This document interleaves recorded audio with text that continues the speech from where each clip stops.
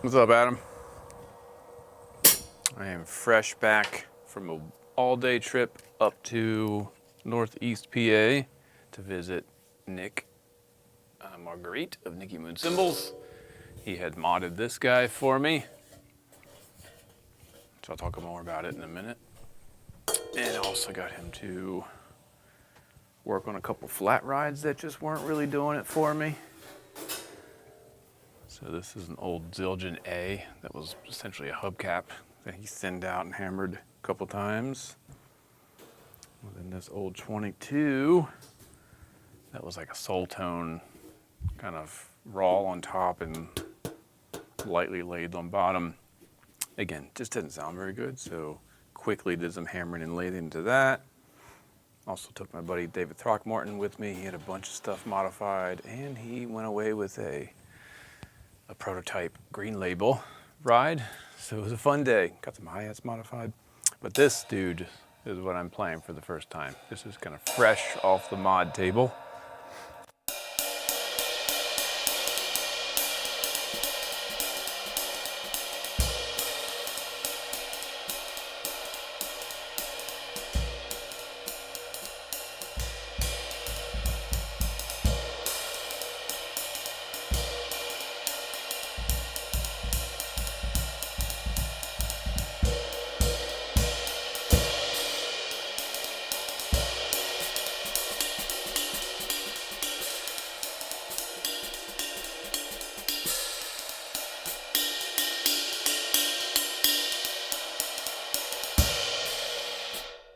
This thing started out as let's go to this angle. This was a clunker, a super heavy 70s Zildjian A 22. I would say, I guess it was probably marketed as a medium, but it felt like a heavy ride. It just sounded like a big old pingy clunker of a 22. And it was there's some keyholing, and there was starting to wear out. And whoever owned this must have used it on a stand with no washers and no line lines. So the threading and the metal, I mean, it was just basically about ready to fall apart. It sounded like poop. I wish I had it before. I don't think there's any documentation of me using this. But I did use it on one song, on one record for the lamp posts. If I can find it, I'll play it. You can hear it, what it sounded like before. I don't think we'll get claimed for that. One second, I gotta get my my other iPhone.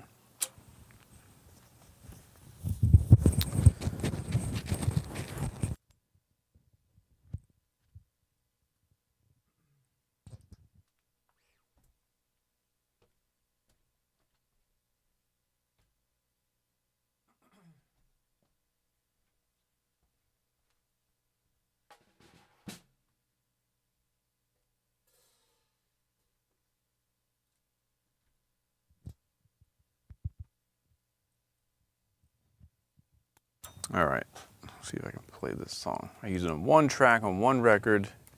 It sounded cool, but it really wasn't great.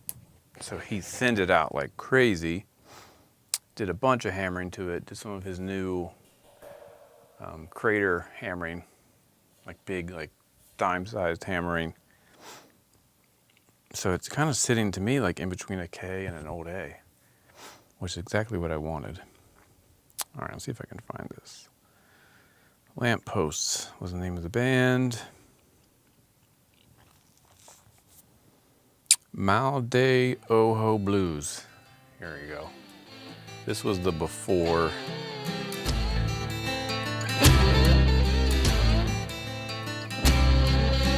I was walking on the water and floating the terrain. I thought I must have been the best thing the world had ever seen. Oh, but when I crossed you, your spooky stare got me too. So not bad, just super pingy, like kind of a rock ride sound. It was perfect for that track because it was super loud. I was having to cut through. But with that in mind, it became this.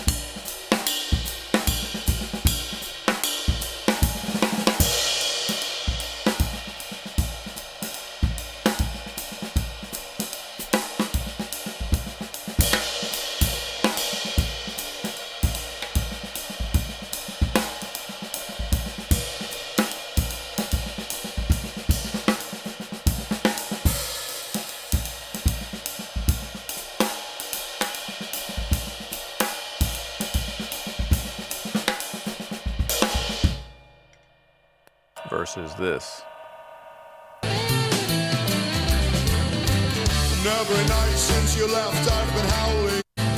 Oh, but when I crossed you, your spooky stare got me too.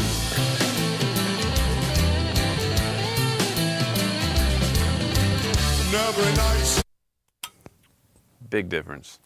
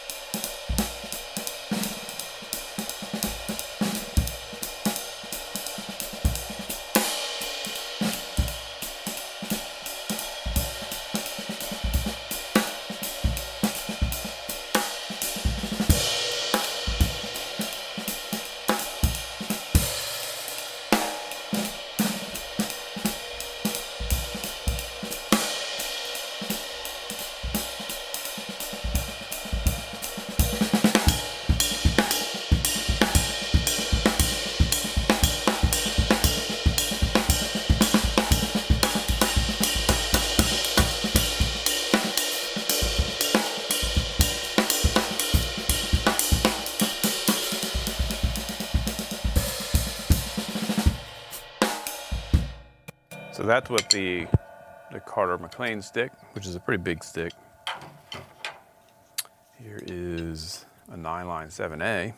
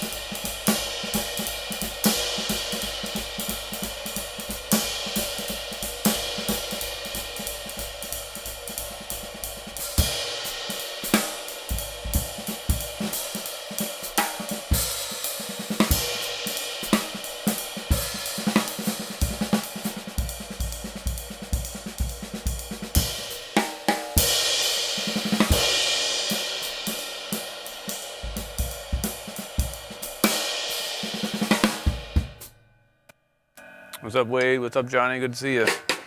So a little bit of the process, I got to watch him do it. I don't think I'll be sharing any trade secrets, hopefully. First thing was he kind of examined, not with this one, but with the other ones we had there, because he did this before I got there. Kind of took a look at it and looked at the shape. Usually, it seems, from observing him do this a bunch, when a cymbal sounds wonky, the profile is not perfect. There's something weird, there's like a divot in it, or it might be flat by the bell, or somewhere out near the edge, it has a flat spot. So the first thing he has to assess, like what is going on with the shape of it, or what needs to be fixed with the shape of it. And that's done with hammering. Then he'll lathe off weight if it needed to be lighter, he'll lathe off the weight, inverts the cymbal, like literally pushes it, the bell inside out, then hammers it and kind of gets it back into a proper shape. And he goes into his zone and does it until it's ready to roll. It's pretty crazy to hear it go from, you know, when he does the first round, was it the first round of lathing? The first round of hammering, and then when you hear it, it sounds like absolute crap. It's completely dead because he's only done one side of it and the whole thing is out of balance. He has to do the other side to get it back in balance, and then all of a sudden it sounds like a beautiful cymbal. I don't know how he can hear what the end result's going to be, but significant changes to the bell, just depends. Like this one, he didn't have to touch. I mean, he thinned it out. It's definitely been laid down because it was super patinaed. So it's been thinned. The shape has not been changed. Other ones that he's done for me, he's hammered the bell a bunch to just sort of make it less kind of chimey, a little more complex. I don't have any of those mods in here. They're in the other room. I don't think. What is this one? No. And we actually talked about it on some older cymbals, especially Sabians. He said, when you mess with the bells will tend to crack. So you have to be careful. So the bell doesn't get worked too much. It can be thinned out. Not inverting the bell, inverting the cymbal. So he like steps on the bell and the whole cymbal inverts. So it's sort of like a china. And that's how you assess the shape and rework it. It kind of makes it just more flat. It's pretty aggressive. It's a pretty violent process to watch these cymbals be worked. It was pretty amazing. So yeah, in this one, I just told him do whatever the heck he wants to do to make it sound cool. And that's what I've done with every mod that I've given him. I trust him to just make it sound cool. I kind of tell him in the ballpark, like I wanted this to be a little bit, you know,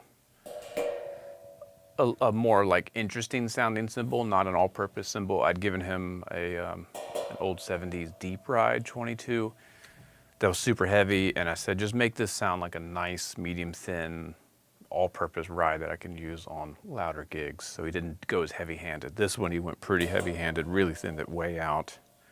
Tons of extra hammering, this dimple hammering, which gave it a little bit of K complexity.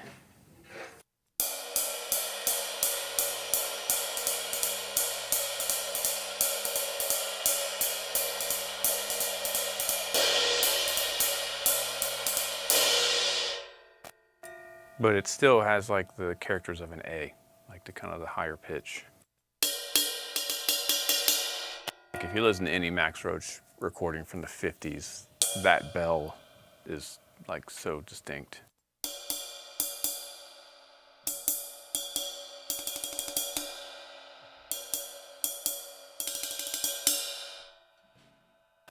So it sounds like an old A with a lot of extra like character to it.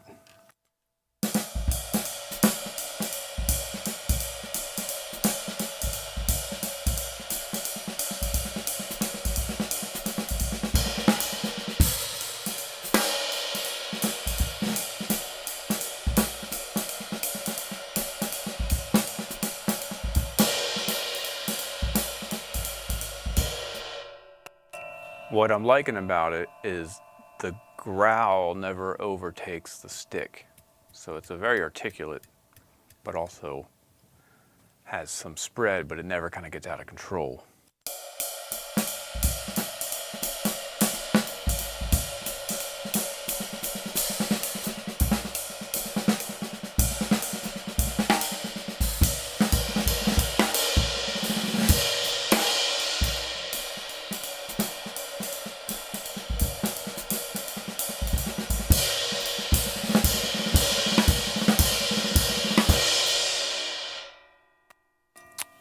Adam, yes, new beats he thinned out a lot. Those are my primary gigging hi-hats, so they're not in here. They're in my gig bag.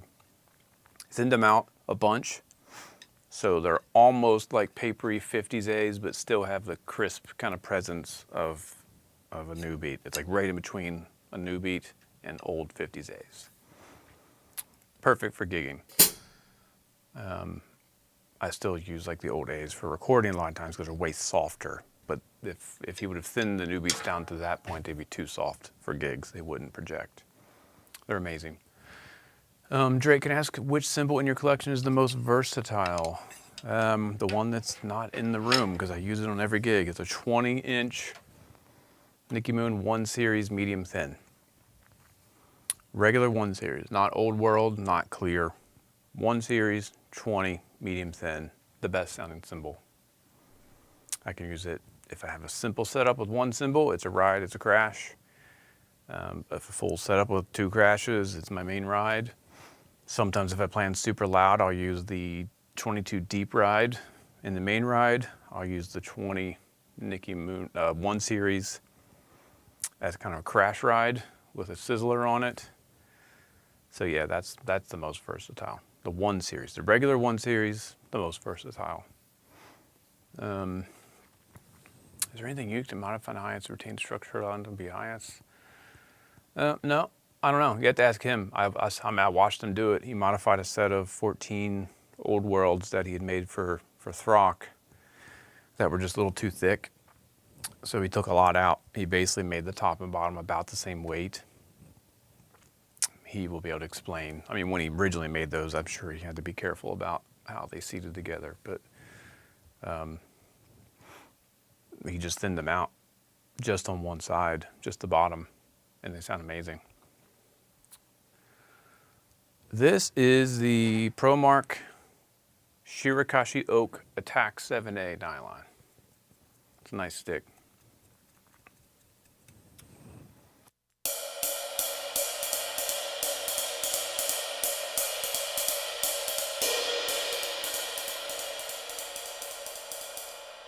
Usually 7As feel too light to me. The oak gives it a little bit more weight, and a nylon tip is cool for that sound. I also have these Evelyn Glennie. I guess they're technically like concert percussion sticks, but they also sound cool.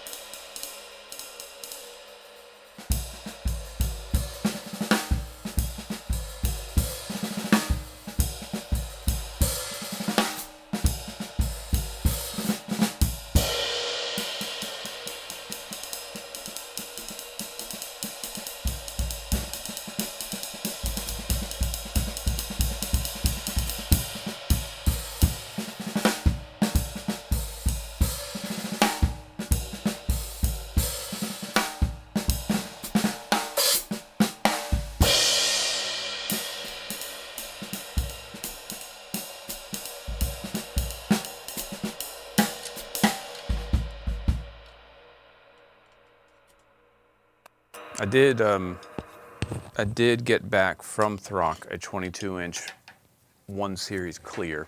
It's in the other room. I might go grab it before I end the stream here so you can hear it. That is a amazing all-purpose 22 for me that I'm going to use for those louder gigs. I'll probably retire the deep ride and use the 22 1 Series clear when I need a little bit more ride. The 20 medium thin 1 Series as my second ride / crash. And this is what I brought back as well. This beautiful 18-inch 1 Series crash right here. So this is like perfect crash cymbal.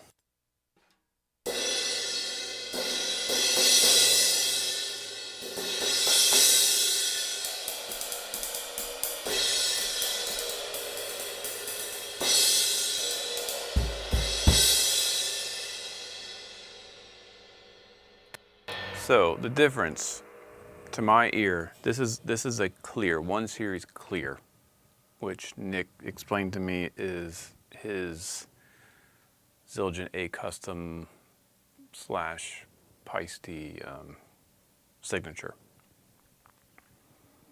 It's beautiful. You can hear some glassiness to it.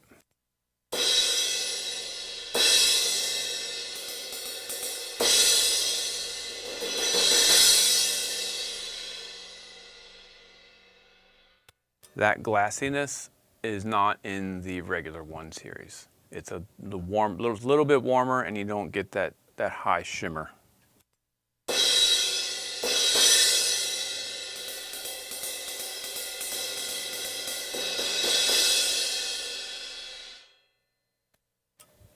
So if this is like an A custom, if you're a Zildjian person, if this is like an A custom, the regular 1 Series would be like the regular A's, the Avidus, like medium thin.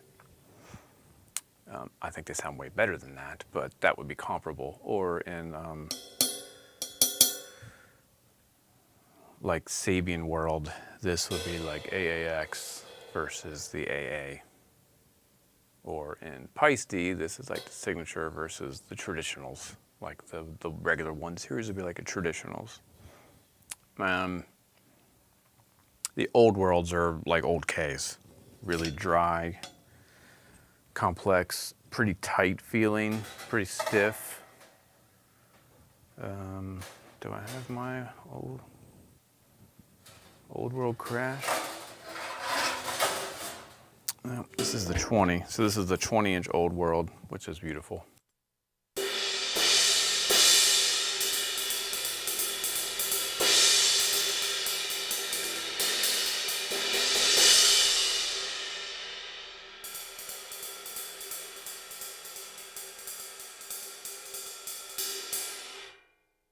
I would say the 1 Series is more like a regular K, honestly. Nothing that he makes, I think, is as bright as the A stuff. So where is my 1 Series crash? Old World is in the other studio. But you can hear this. I love this, like one of my favorite cymbals ever. There's so much complexity and overtones in this that in different rooms, different overtones become the prominent sound. So the gigging that I'm doing, which is in so many different venues, sometimes bars that sound like crap, sometimes big stages with huge production, sometimes outside where it sounds like you have no sustain whatsoever. This just has too much variety for that for me, which is why I love it in a studio, or if I was playing exclusively jazz clubs, this would be it. But for what I'm doing, I need something with a little bit more balanced overtone series. So no matter what, this cymbal's gonna sound like this. No matter what room I'm in, it's so balanced that no overtone's gonna stick out. That's why I prefer the 1 Series for gigging over the old worlds.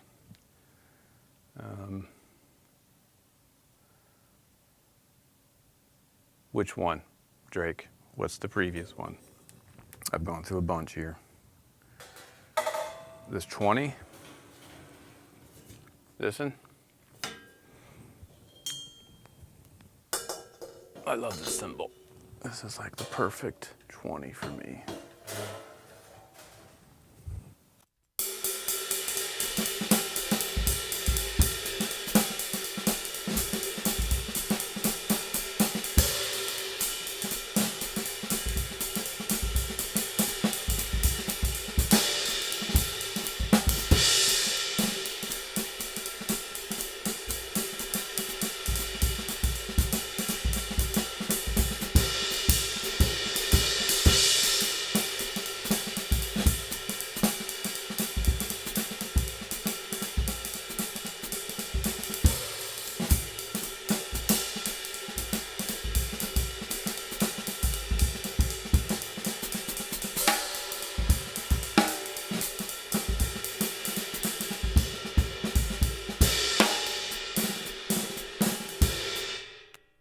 It's similar to the Crope. I've owned all the Cropes, had a whole set of them.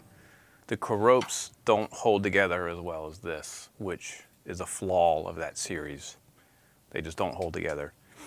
They kind of just get wild and crazy too fast. This, because we had some old Ks there, Throck took some up. Old Ks aren't washy.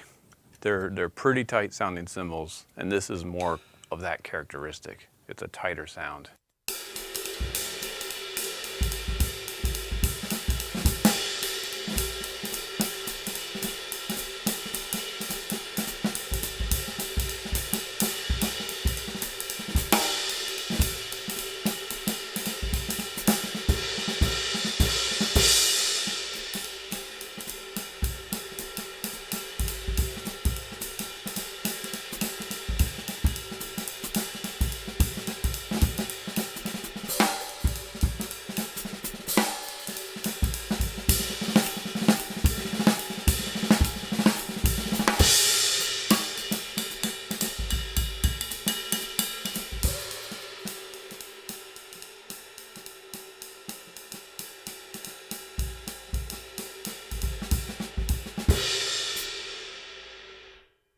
Yeah, so that's like my favorite cymbal.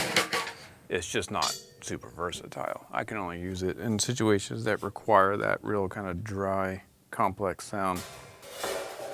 This is my,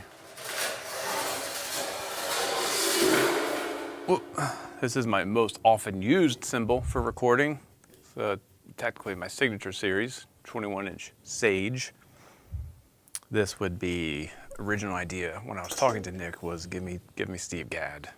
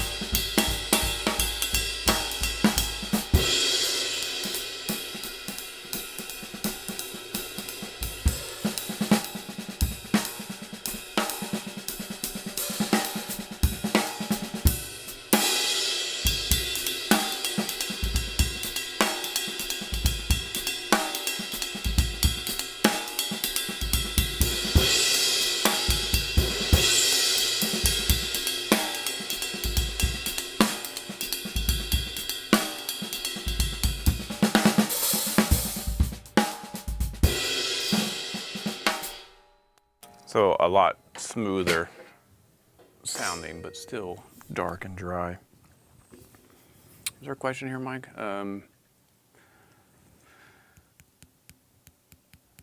For studios, is it better to select proper genre cymbals, or could you use, so for me with the studio, the darker and lighter, the better almost all the time, because cymbals overpower the microphones so easily, which is why I use the Sages. That's always my starting point, because they're dark, they're fast, they hit and they get out of the way. I have the 17-inch crash right over here. Hang on.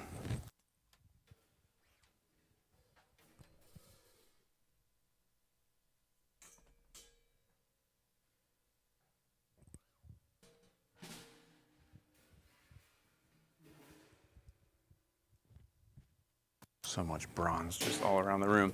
Like, I've used this crash on almost everything. It's super fast.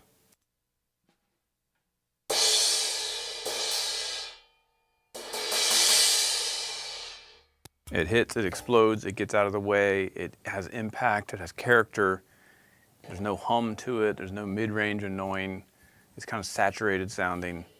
Everyone that's heard these on recording says it's some of the best cymbal sounds they've ever heard. So for me, for studio, I will go as light and as dark as possible for the given genre. If I need a really pingy ride, I will either put a little bit of tape on my Sage. I'll go to something a little bit heavier like the deep ride. Or if I need to go full on Josh Freeze, I will put up my 21-inch rock ride and just make it pingy as hell and just be careful not to overplay it. But most of the time for recording, thinner, softer, darker is the way to go. All right, let's get to these weird flats. This was an absolute clunker. 22-inch, it was like unlathed on top, slightly hammered. Machine lathed on the bottom. There was like no custom work on it at all. And it just sounded bad. Nick said it sounded like rubbing alcohol. If a cymbal could sound like rubbing alcohol, that's what it sounded like. So literally this was the end of the day. He just spent like 4 hours working on cymbals with us. I was like, can you do anything with these? So a quick lathing and fixing some shape issues and a quick round of hammering. So probably 10 minutes, 15 minutes. And it's just starting to kind of settle in. It's pretty interesting. It's a flat ride. They only do a couple things.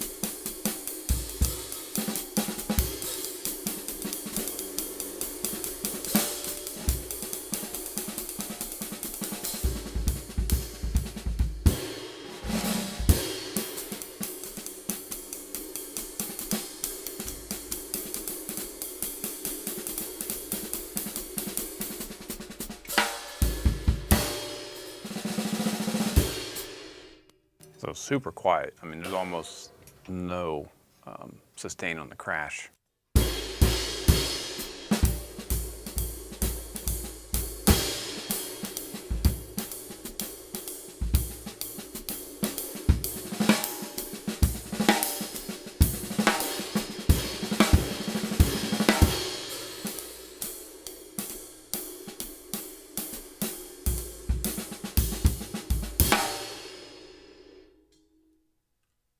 So that went from,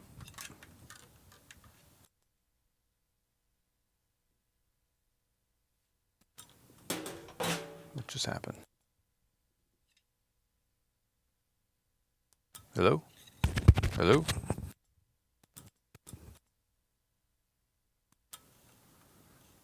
Hello? Hello? Can you hear me? What'd I do? I just pulled my ears out? Oh, I just pulled my own ears out. You hear me talking to myself. So this went from something I was never ever going to use ever to something that has a vibe. I can certainly use it. A little bit more Jack DeJohnette Pictures era, which is super cool. And then this was an old 80s. I think it was an 80s A, Zildjian A, super freaking heavy, like a manhole cover. It sounded so annoying. So he thinned this way, way, way, way down. The problem with this one was it was already very thin. So you can't, you don't do so much with something when it's already really thin to dry it up. This was a manhole, so it was a lot more leeway to mess with it.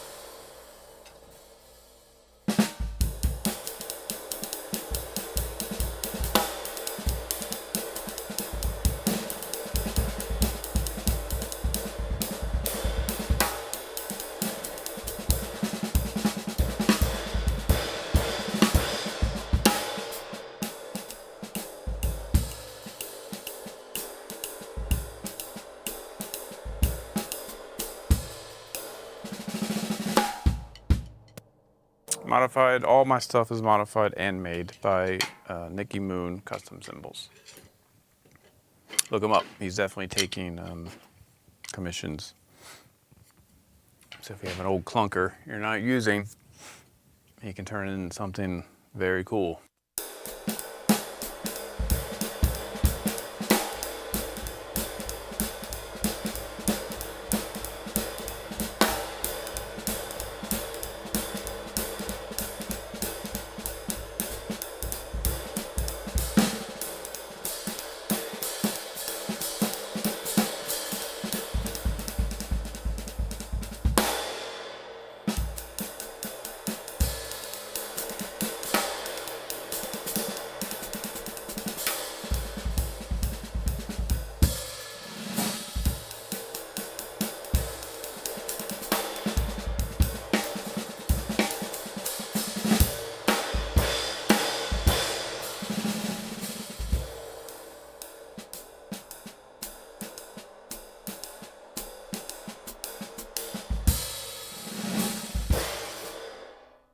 I have no evidence of either of these cymbals before they're modified, but trust me, they were not good at all.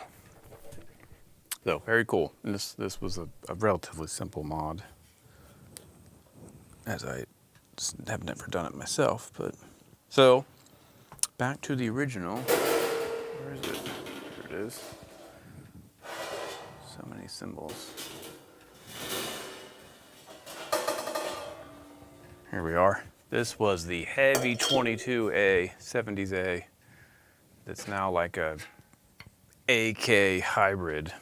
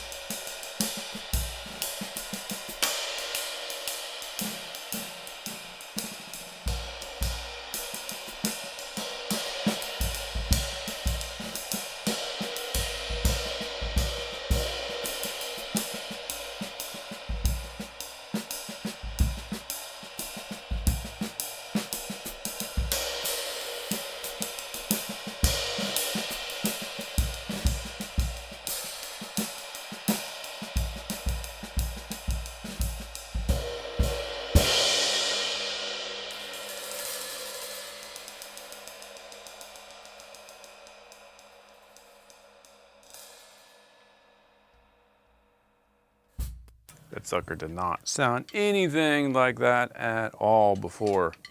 There was no nuance. It was just ping and a big old chimey bell. Even through the lavalier mic, it sounds cool. He did soften it up, which is why you're seeing some wobble.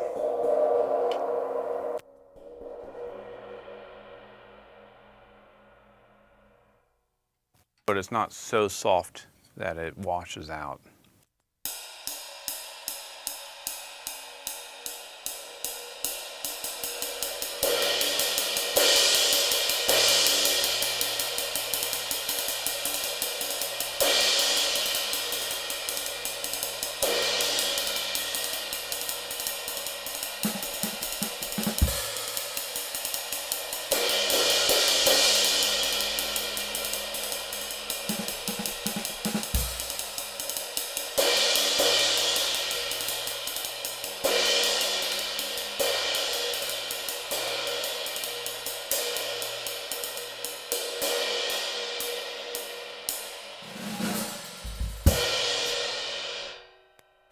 Rivets, split rivets. We were literally talking about that yesterday.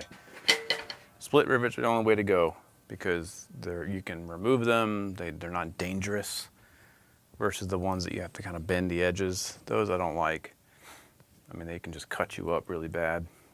So split rivets, usually brass, but Throck was telling me that the steel ones are great too.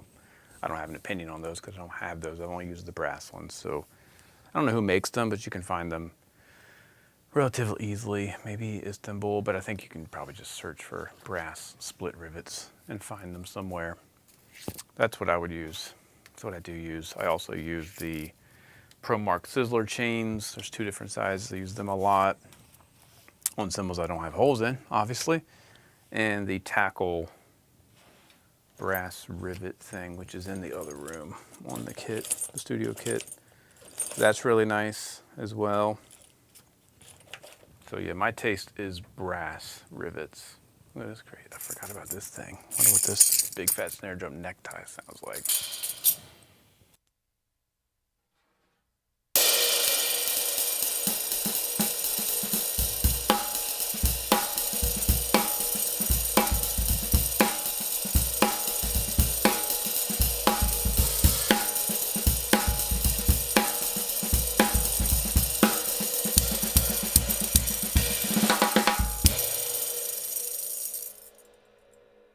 Not the ideal rivet sound. It's a sound.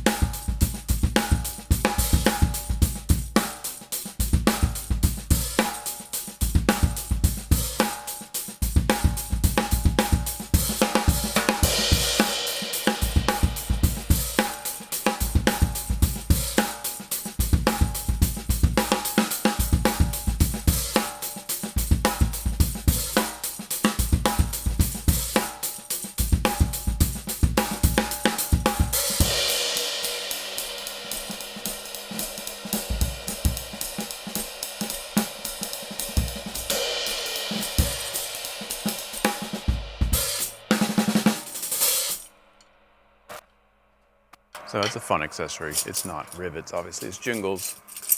And I like it better on hi-hats and stacks versus ride cymbals. I think it's a little bit too overbearing. I probably would remove 3 of these if I was gonna try to put on a ride cymbal. But it's cool, it has a purpose. This thing.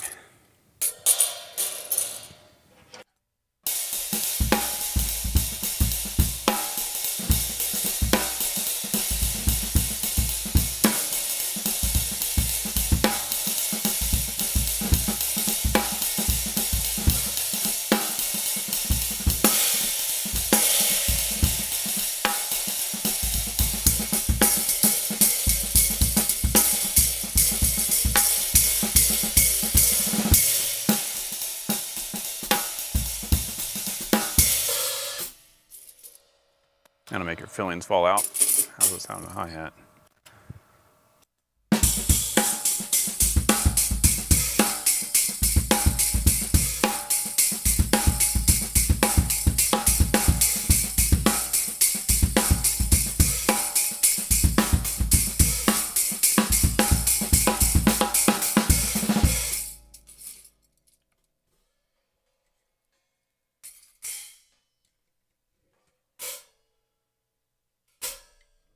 That ain't gonna work.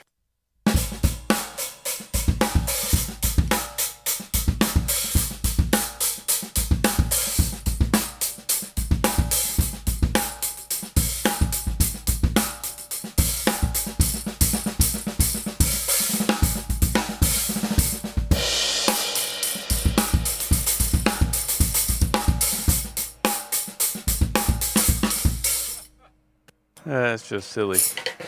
This thing is best, in my experience, on a snare drum. And that's what I have another one of these on my, my detuned snare in the other room. That's really what they're for.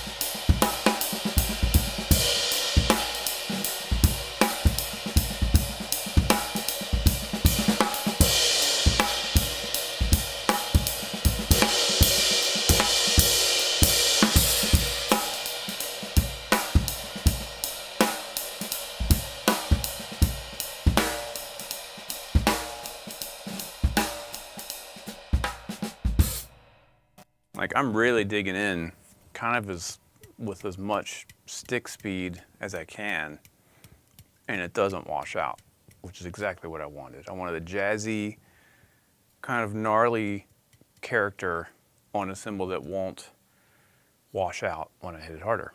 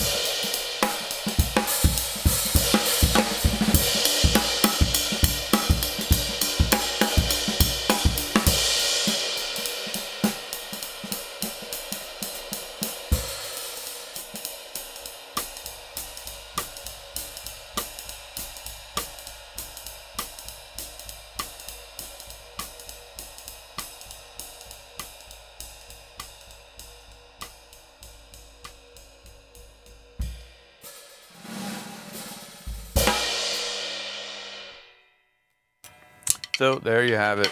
If you have an old cymbal that doesn't sound great, or a new cymbal that doesn't sound great, Nick will fix you up. Just hit him up. I think he's still doing some cymbal camps too, if you want to go there and actually make cymbals, which is super rad. It is up in pretty rural Pennsylvania. It's beautiful up there, especially this time of year when the leaves are just starting to change. But anyway, that is my new old 70s, formerly known as 70s 22-inch A medium heavy, which is now a Nicky Moon mod special, I would say medium thin crater ride with an old A profile. Super stoked. I want to take it Saturday to an outdoor gig, see how it does. And maybe if I get on tomorrow, I'll bring in some of the other stuff. The 22-inch 1 Series clear that I've got now.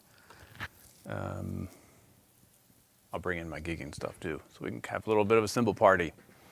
All right, that is it. Have a good day, and if you're around tomorrow, I will try to be in at noon Eastern time. See you then.